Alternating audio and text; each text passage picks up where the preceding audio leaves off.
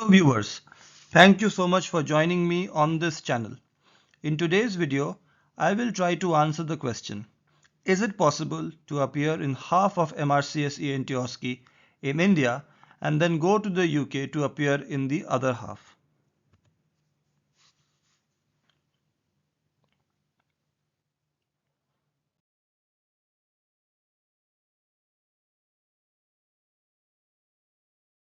The reason why I'm trying to answer this question is because I recently came across this question on social media.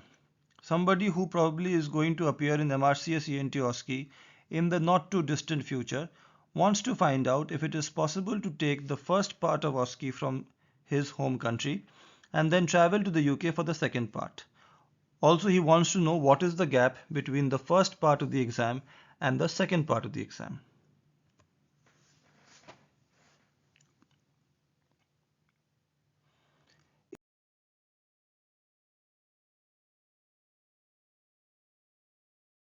In case you don't know, MRCS ENT OSCE carries the total marks of 520, 400 of which is allotted to the non-manned exam and 120 to the manned exam.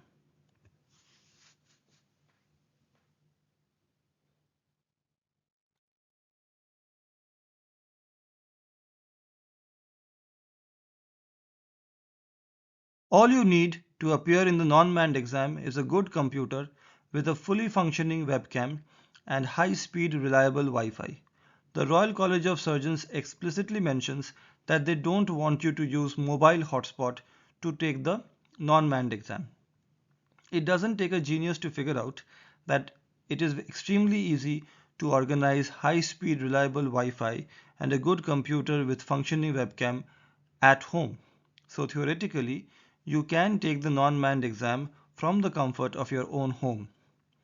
The proposition of taking non-manned exam from the comfort of your own home becomes particularly attractive when you consider the fact that 400 of the 520 marks allotted to MRCS ENT OSCE is designated just to the non-manned exam. Historically, the cutoff for passing MRCS ENT OSCE has ranged between 360 to 380. If you do sufficiently well in the non-manned exam, it is theoretically possible for you to attain the cutoff for passing just by doing extremely well in the non-manned exam.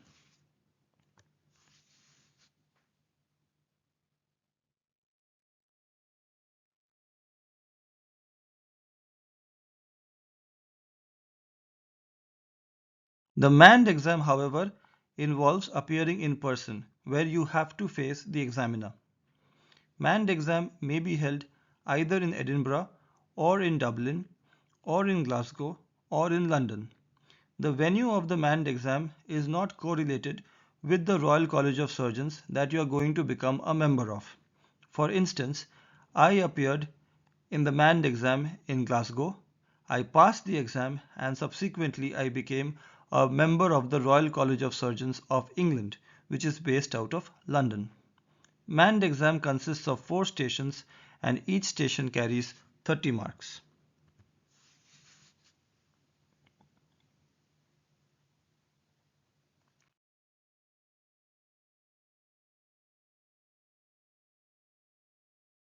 Coming back to the original question, is it possible to take non-manned exam in India and then go to the UK for the manned exam?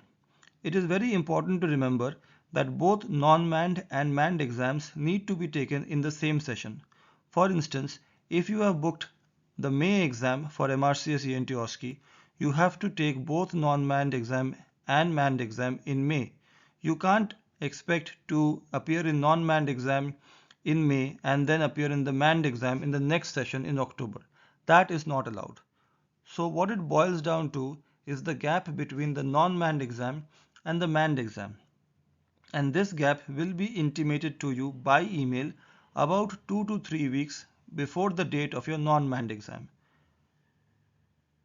From my own experience, my non-manned exam was on 22nd May and I think I found out in the first week of May the exact date of the non-manned exam and the exact date of the manned exam. Usually the gap is somewhere around 48 hours, but it can be less as well.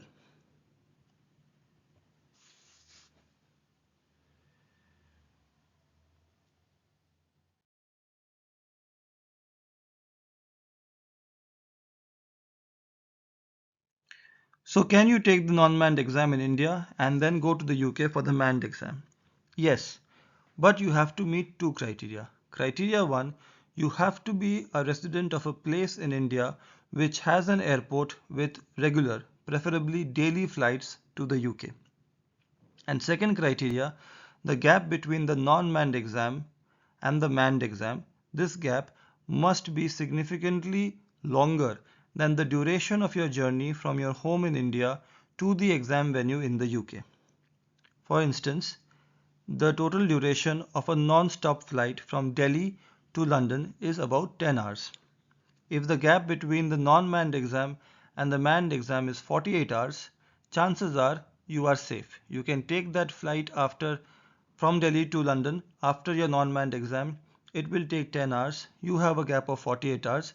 Chances are you can comfortably reach the UK and take the non-manned exam in the UK after taking you can take the manned exam in the UK after taking the non-manned exam in India. So the key thing is your duration of your journey from India to your exam venue in UK should be much less, much less than the gap between the non-manned exam and the manned exam.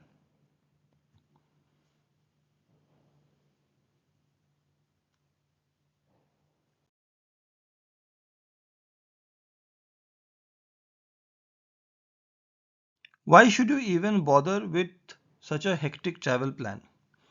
The reason why most people bother with this is organizing high-speed, reliable Wi-Fi in an unfamiliar setting, in an unfamiliar country, is a big psychological hurdle.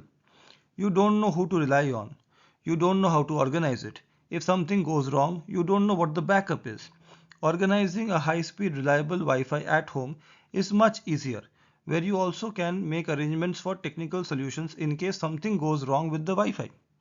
Because if something does go wrong with the Wi-Fi during the exam, then chances are you might fail the exam. In order to avoid this, many people would want to take the non-manned exam from the comforts of their own home. But in certain situations, this becomes impossible. What are these situations?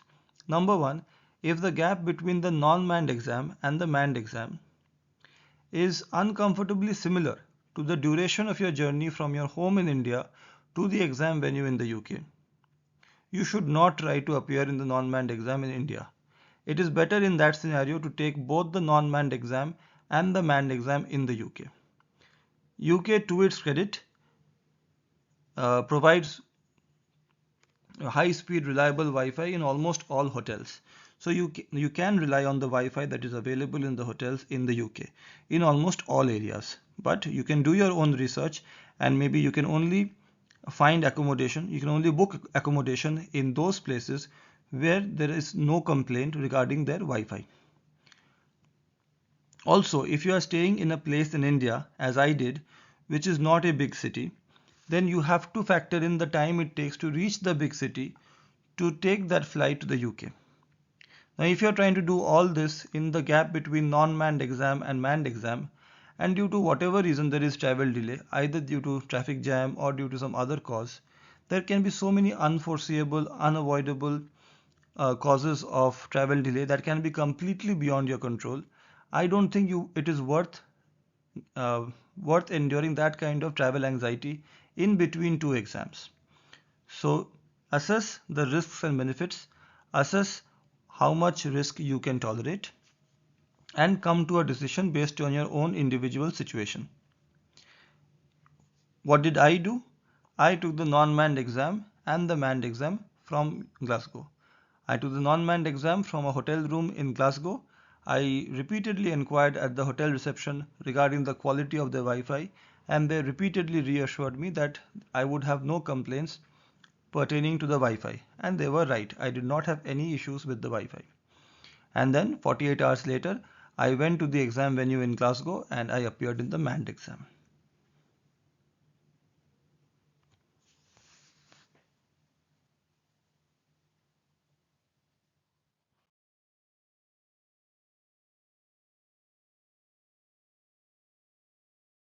Thank you so much for watching. I hope this video helped you in making up your mind. If you have any questions on this topic or on anything else, please feel free to reach out in the comment section below. Thank you once again for watching. I'll see you soon in the next video. Take care.